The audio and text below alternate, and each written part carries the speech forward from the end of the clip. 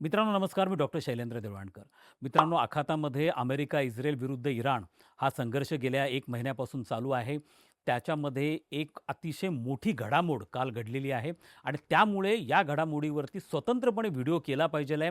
अशाच प्रकारचा विषय असल्यामुळे आजचा विषय आपण कालच्या या अतिशय महत्त्वाच्या घडामोडीवरती करणार आहोत आणि ती घडामोड आहे इराणकडनं अमेरिकेचं अतिशय ॲडव्हान्स समजलं जाणारं जे फायटर जेट आहे ते म्हणजे F-15 ईगल नावाचं जे फायटर जेट आहे ते काल इराणनी पाडलं आणि हे अमेरिकन जी एअर सुप्रेमसी आहे या एअर सुप्रेमसीचा कणा ज्याला मानलं जातं ते म्हणजे F-15 ईगल नावाचं हे जे फायटर जेट आहे आणि यामधनं हे हे पूर्ण संघर्षाला एक पद्धतीने कलाटणी देणारं आहे आणि याच्यातनं इराणचं मनोबलच केवळ वाढणार नाही आहे तर हा अमेरिकेसाठी एक मोठा सेटबॅक असं म्हणून देखील याकडे पाहिलं जात आहे.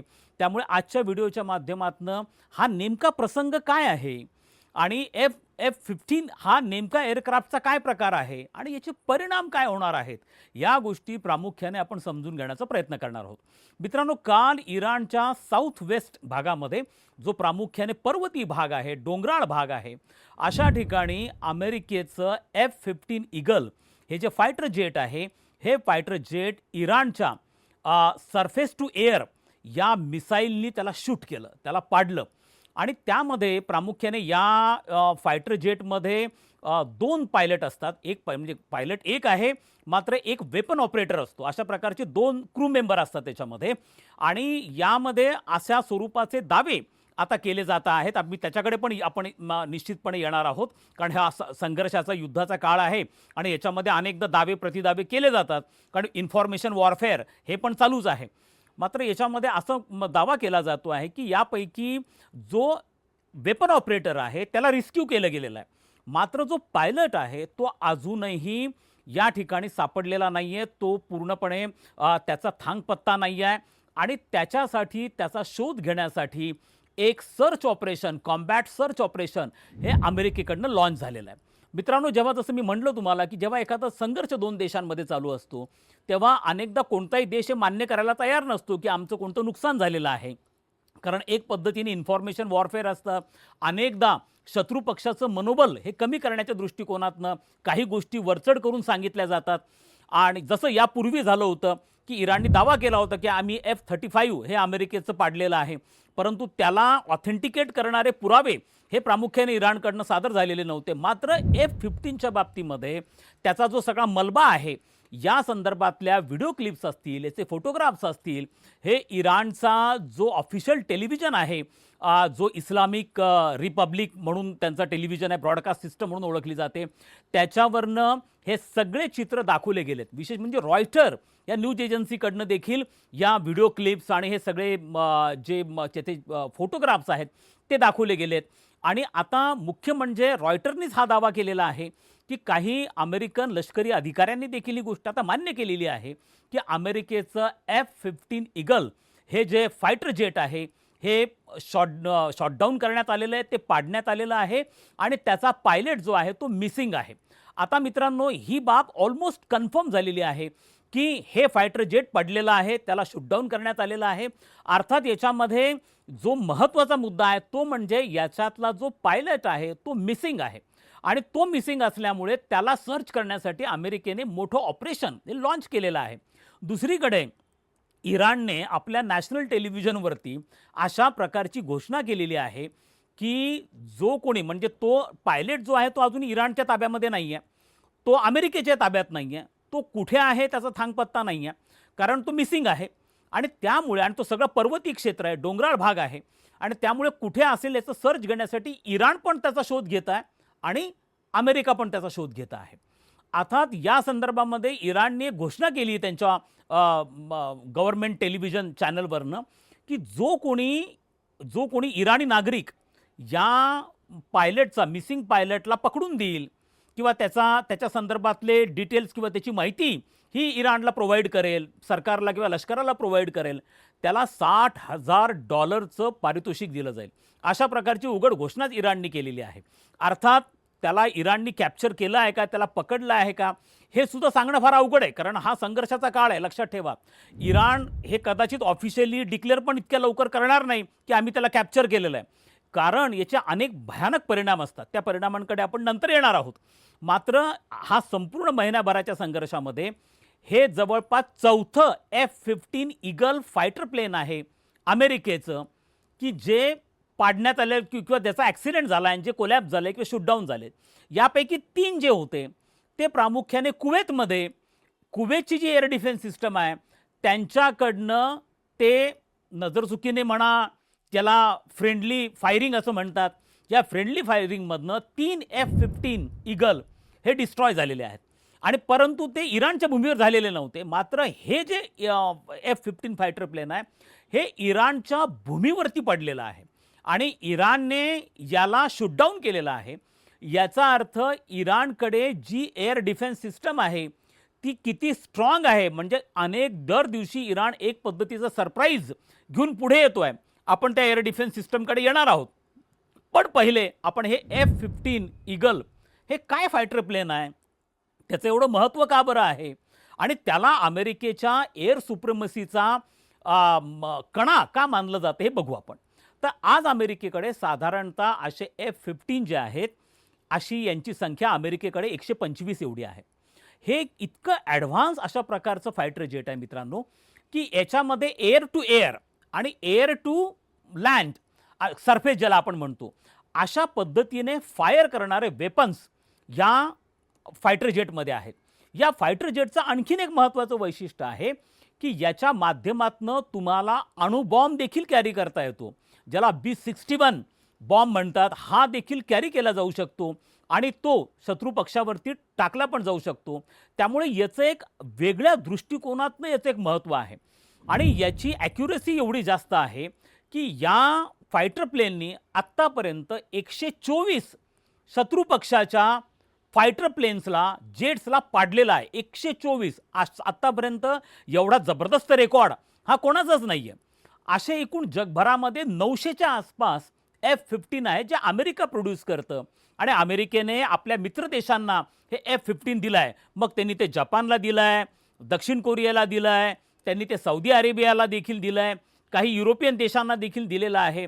पण हे अतिशय महागडं आणि अत्यंत ॲडव्हान्स, ज्याला 5th जनरेशन फायटर प्लेन म्हणतो, या कॅटेगरीमध्ये येणार आहे.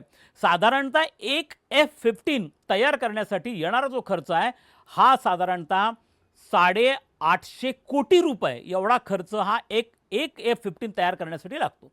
आणि आता असं जर ॲडव्हान्स जेट हे शत्रू पक्षाकडनं पाडलं जात असेल आणि ज्याच्या माध्यमातून अमेरिका हे क्लेम करतो आहे की आम्ही इराणचे न्यूक्लिअर साईट्स डिस्ट्रॉय केलेले आहेत, आम्ही इराणचे बॅलिस्टिक मिसाईल डिस्ट्रॉय केलेले आहेत आणि सगळ्यात महत्त्वाचं म्हणजे आम्ही इराणची एअर डिफेन्स सिस्टम जी आहे ती डिस्ट्रॉय केलेली आहे. मग जर इराणची एअर डिफेन्स सिस्टम डिस्ट्रॉय झालेली आहे तर इराणने अमेरिकेचं इतकं ॲडव्हान्स जेट कशा पद्धतीने पाडलं, याचा अर्थ इराणची सरफेस टू एअर ही जी एअर डिफेन्स सिस्टम आहे किंवा तसे जे मिसाईल्स आहेत ते अजूनही इंटॅक्ट आहेत. आणि आता ही इराणकडनं सिस्टम आली कुठनं? म्हणजे इराणकडे अनेक अभ्यासक दावे करतायत की इराणकडे एवढी ॲडव्हान्स एअर डिफेन्स सिस्टम नाही आहे जी अमेरिकेकडे आहे, जी इस्रायलकडे, आणि अमेरिकेने अरब देशांना पण ती दिली आहे. ज्याचा उल्लेख मी माझ्या काही मागच्या व्हिडिओजच्या माध्यमातून केलेला होता की अमेरिकेकडे अशा अनेक एअर डिफेन्स, जसं थाडसारखी सिस्टम आहे, अत्यंत ॲडव्हान्स आहे. म्हणजे साधारणतः थाडच्या माध्यमातून 200 मैल वरतीपर्यंत तुम्ही अवकाशामध्ये एखादं जे मिसाईल असेल शत्रू पक्षाचं त्याला डिस्ट्रॉय करण्याची क्षमता आहे या संपूर्ण थाड मिसाईलमध्ये. आणि जवळपास 8 अशा सिस्टम्स आहेत ज्या अमेरिकेने जगभरामध्ये बसवलेल्या आहेत. मग एक जपानमध्ये आहे, सौदी अरेबियामध्ये आहे, जॉर्डनमध्ये आहे, युरोपमध्ये पण थाड सिस्टम लावण्यात आलेली आहे. आणि त्याच्यामध्ये हे मोबाईल लॉन्चर्स असतात, एका वेळेला 8 मिसाईल्स याच्यातनं लॉन्च केले जातात आणि सर्वात ॲडव्हान्स अशा प्रकारची थाड ही जी सिस्टम आहे ही अमेरिकेची मानली जाते. आणि मग त्याच्यानंतर अमेरिकेकडे आणखीन पेट्रिएट सारखी सिस्टम आहे, ती साधारणतः 50 मैलपर्यंत अवकाशामध्ये शत्रू पक्षाचं मिसाईल डिस्ट्रॉय करू शकते. आणि मग नंतर रशियाकडे काही आहेत ज्याच्यामध्ये S-700 आहे, रशियाकडे S-500 आहे, रशियाकडे S-400 ही अँटीबॅलिस्टिक मिसाईल सिस्टम आहे आणि भारताने S-400 ही रशियाकडनं घेतली आहे. आता प्रश्न असा पडतोय की इराणला ही इतकी ॲडव्हान्स एअर डिफेन्स सिस्टम मिळाली कुठनं असेल की तुम्ही अमेरिकेचं F-15 सारखं इतकं ॲडव्हान्स फायटर जेट डिस्ट्रॉय करू शकता. याचा अर्थ ही एअर डिफेन्स सिस्टम साधी नाही आहे, ही अत्यंत ॲडव्हान्स एअर डिफेन्स सिस्टम आहे. ही शक्यता नाकारता येत नाही आहे की इराण, असं म्हटलं जातं की इराणकडे S-300 आहे. S-300 ही रशियन मेड अँटीबॅलिस्टिक मिसाईल सिस्टम आहे. परंतु मला असं वाटतं आहे की याच्यापेक्षा ॲडव्हान्स म्हणजे S-400, जी S-400 भारताने रशियाकडनं घेतली आहे आणि जी ऑपरेशन सिंदूरमध्ये आपण वापरलेली आहे ती इराणकडे असल्याची शक्यता नाकारता येत नाही आहे. त्याशिवाय F-15 सारखं अत्यंत ॲडव्हान्स फायटर जेट हे पाडता येणं अतिशय अवघड आहे. आणि हे केल्यामुळे मी यासाठी युद्धाला कलाटणी देणारा भाग म्हणतो की इराण ज्या पद्धतीचे सरप्राइजेस देतो आहे त्या सरप्राइजेसमधनं भविष्यामध्ये इराणकडे न्यूक्लिअर बॉम्ब आहे की नाही, मी याच्यावर स्वतंत्र व्हिडिओ केलेला आहे, तुम्ही बघितला पण असेल माझा व्हिडिओ, की इराणकडे शक्यता नाकारता येत नाही आहे की साधारणतः न्यूक्लिअर वॉरहेड्स ज्याला म्हणतो 10 ते 16 च्या दरम्यान इराणकडे न्यूक्लिअर वॉरहेड्स असू शकतात. त्यांचा युरेनियम एनरिचमेंटचा जो प्रोग्राम आहे हा 2 दशकांपासून चालू आहे, त्यामुळे शक्यता नाकारता येत नाही. मध्यंतरी ह्याच संघर्षादरम्यान दिओ गार्शिया हा हिंदी महासागरामधलं जे बेट आहे त्या बेटावरती अमेरिकेचं नौदलाचं ते तळ मानलं जातं, महत्त्वाचं तळ मानलं जातं, त्याच्यावरती 2 मिसाईल फायर झाले होते. हे मिसाईल्स इराणकडनं आलेले होते आणि त्यांची रेंज म्हणजे साधारणतः इराण आणि दिओ गार्शिया यांच्यातलं जे अंतर आहे हे 4000 किलोमीटरचं आहे. आणि जर हे मिसाईल्स इराणकडनं दागले गेले असतील, फायर केले गेले असतील, तर इराणकडे 4000 किलोमीटर रेंजचे मिसाईल्स आहेत हे याच्यातनं स्पष्ट होतं. जर 4000 किलोमीटरचा अर्थ असा होतो मित्रांनो की अमेरिकेचे युरोपमधले, पश्चिम युरोपमधले, विशेष करून नॅटोचे जे एअर बेसेस आहेत, मग ते लंडनमध्ये आहेत, पॅरिसमध्ये आहेत, बर्लिनमध्ये आहेत, रोममध्ये आहेत, यांना सगळ्यांना उद्ध्वस्त करण्याची क्षमता ही देखील इराणकडे आहे. पण इराणने नंतर ते डिनाय केलं की त्यांनी सांगितलं की आमच्याकडे 2000 किलोमीटरपर्यंतचेच मिसाईल्स आहेत, 4000 नाही, पण यू नेव्हर नो त्यांच्याकडे काय असू शकतं.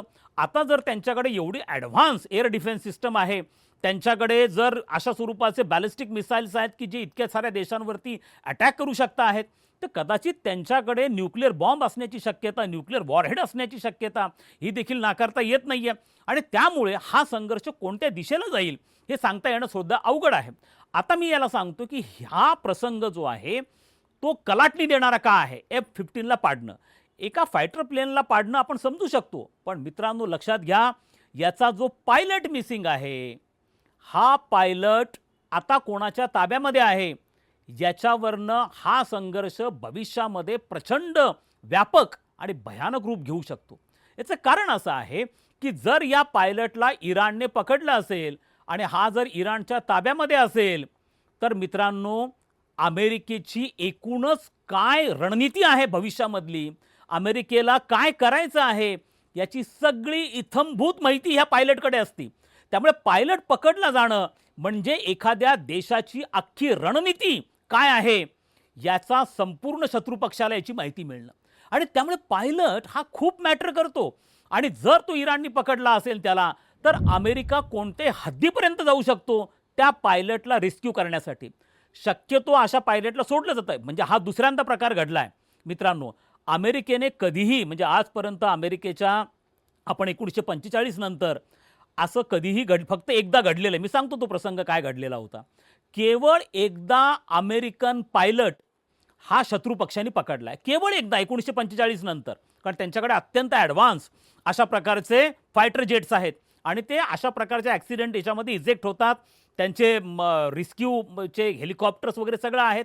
त्यामुळे शक्यतो अशी घटना घडत नाही की पायलट मिसिंग झाला आहे किंवा तो शत्रू पक्षाने पकडला आहे.